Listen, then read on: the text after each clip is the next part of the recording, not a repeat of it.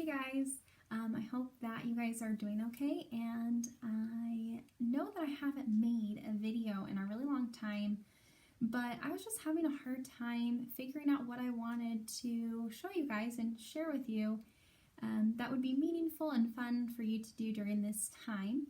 And I heard the other day that April is Financial Literacy Month, and I know I'm a little late to the game because, April is almost over, but I still wanted to make some videos talking about some different topics involving financial literacy because it's something I'm really passionate about and something that I feel is really important that students learn about so that when they get their first jobs and things like that, they have the ability to spend the money and save the money that they are earning wisely.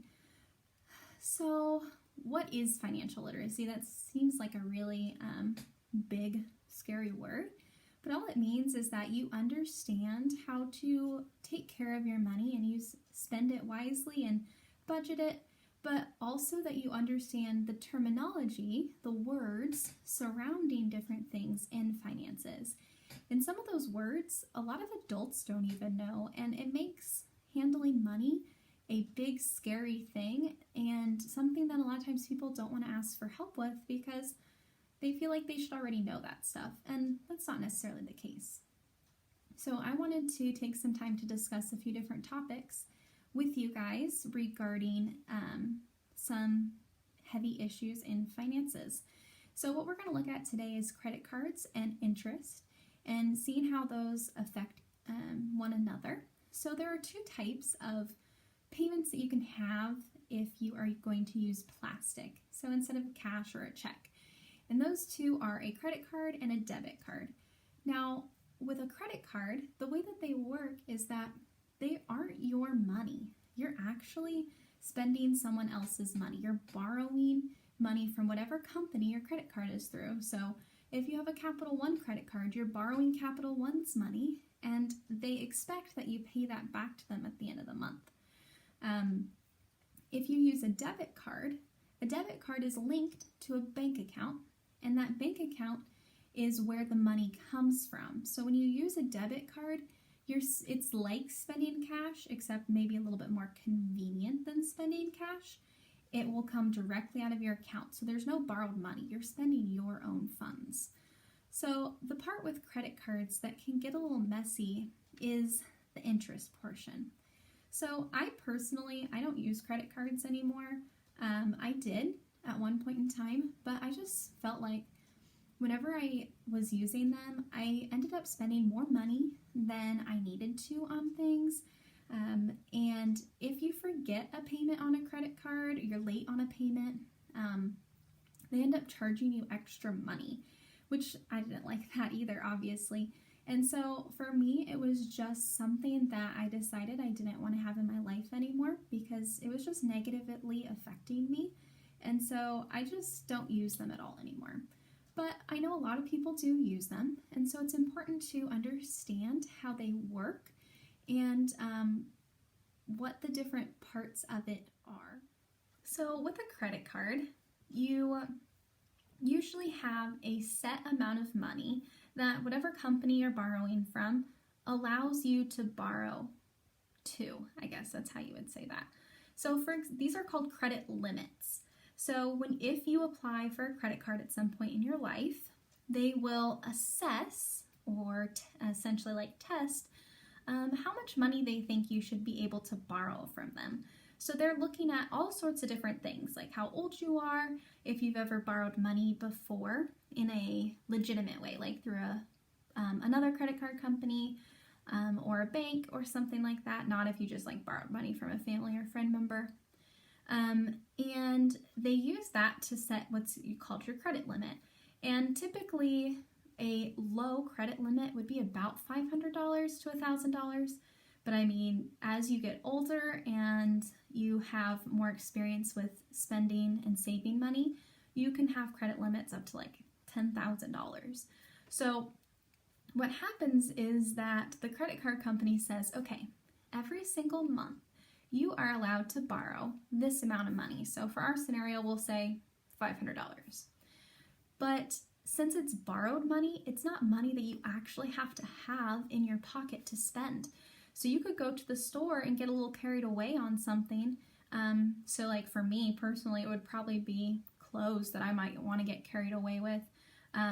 So I could go to Target or something and see a lot of cute dresses and end up spending too much on my credit card. And at the end of the month, I get my credit card bill and I realize, okay, I spent $200 on my credit card, but my bank account only has $100 in it. I can't pay this whole bill. And that is what the problem is with credit cards and where people get into a lot of trouble with them, because they start racking up debt. Because if you pay a little bit back of your credit card, the credit card company says, okay, well, you can borrow some more now. But you borrowed more money, but you still didn't have that money to spend in the first place. So it can just become a really, really dangerous cycle that causes a lot of people to have a lot of financial hardship. And I would hate to have that happen to any of you guys. So besides just the fact that you can spend money that you don't actually have, and the credit card company really has no way of knowing how much is in your bank account to set your credit limit. The other thing that gets people into a lot of trouble is the way that credit card bills are set up. So when you get a bill for a credit card in the mail, the way that it works is at the top in big numbers, it tells you the amount of money that you spent for the month. So, I don't know, maybe I spent $75. Underneath that, it says minimum payment. And then it says something like $15, okay? Now, the problem with that is that when you see that, your brain automatically thinks, oh, okay, cool. I only have to pay back $15. That's all that matters.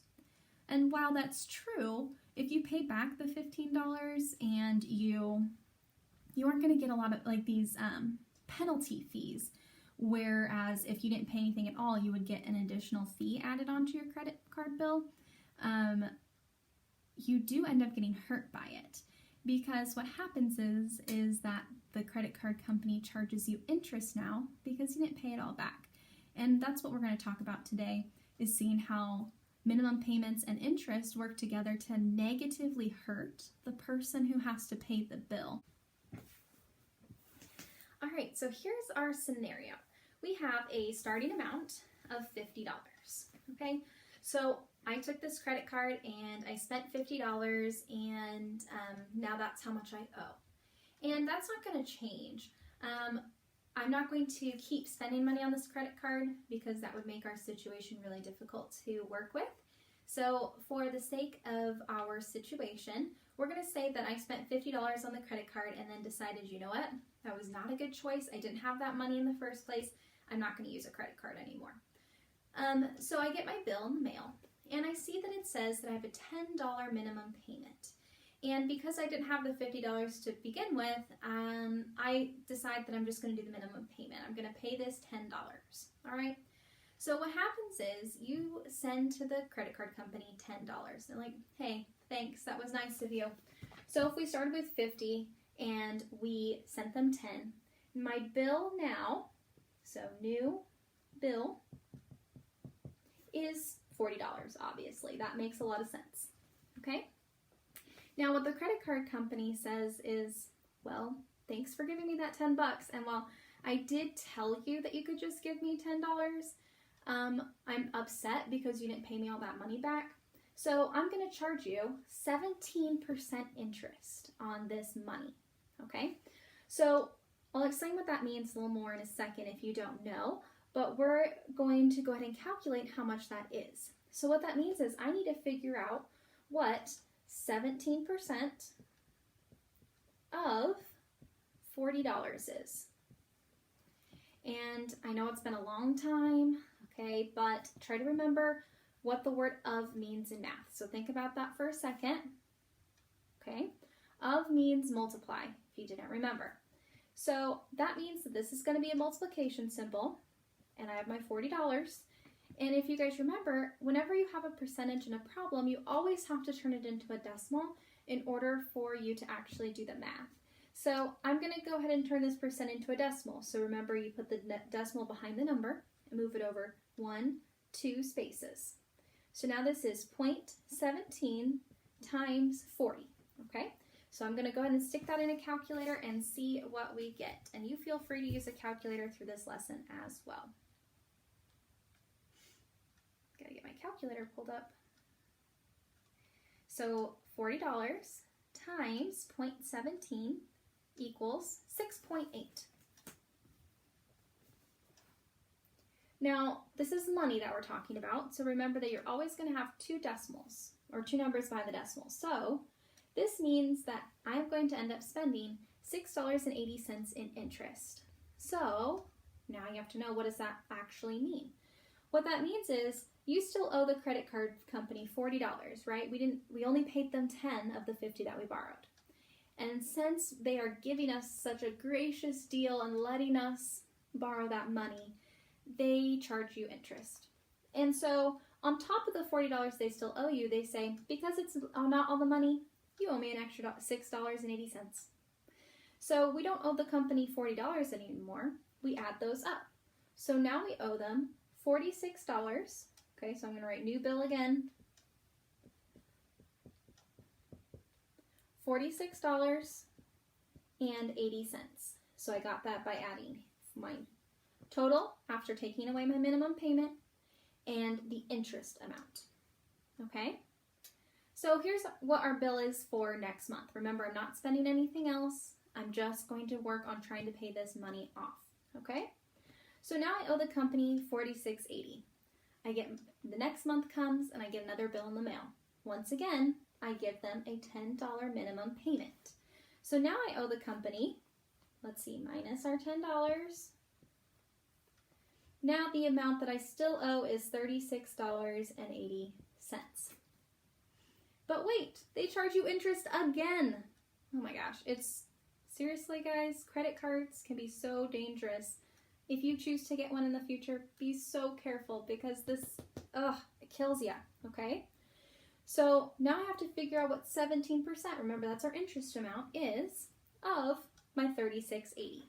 So I'm going to move over here to the other side of my board maybe. Oh, okay, sorry, a little messy here because I don't have a real whiteboard in my house. Okay, so I have $36.80 and I need to find 17% of that. So that means I'm multiplying by 17%.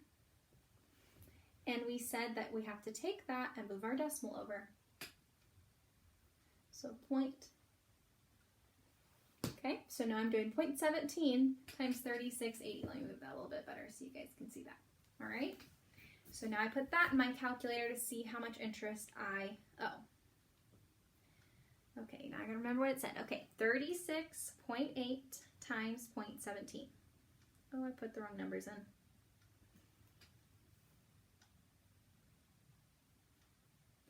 All right, this time I owe $6.26 in interest to them.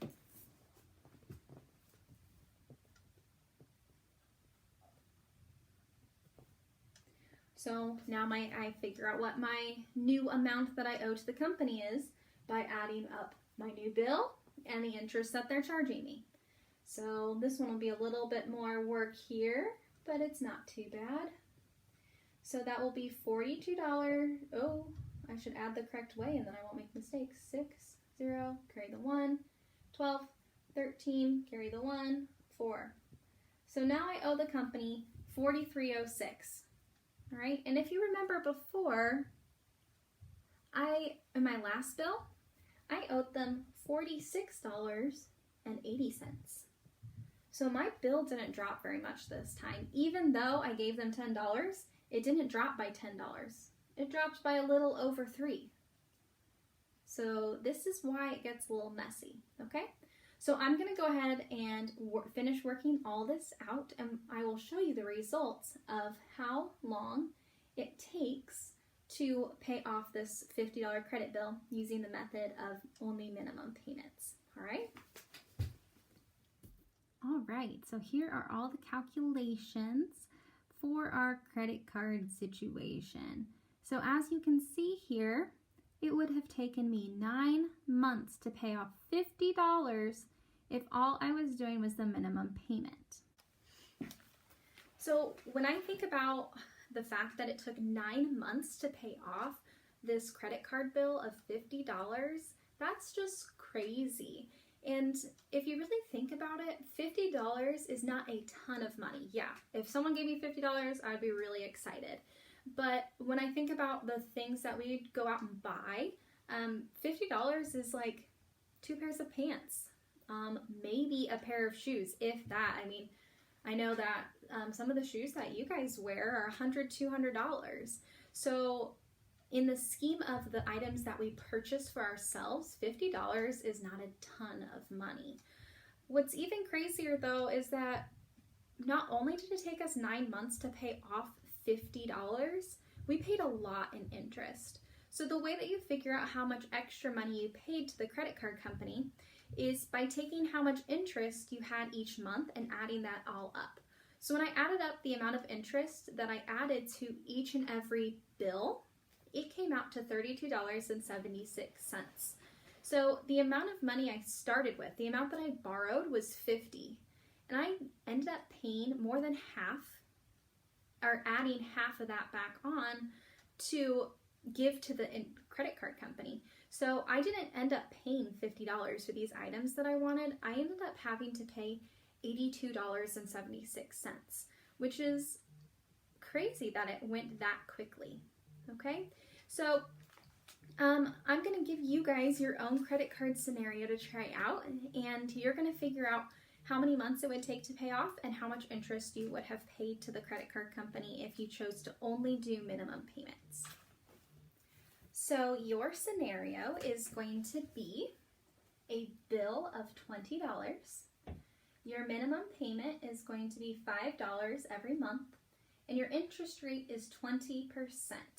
So you need to figure out how many months it's going to take, so you do one bill a month, to pay off your $20 credit card debt, and how much you would have paid in interest if you only do the minimum payment every single month. So feel free to show your work on a Google Doc or send me a picture, or you could just send me your results. I'm fine with that as well. Good luck, and let's see how it goes.